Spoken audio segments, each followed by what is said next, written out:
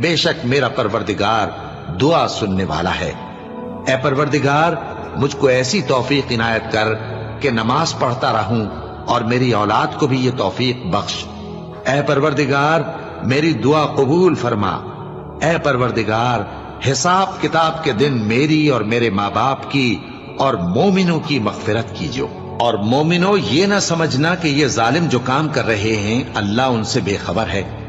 वो इनको उस दिन तक मोहलत दे रहा है जबकि दहशत के सबब आंखें फटी की फटी रह जाएंगी और लोग सर उठाए हुए मैदान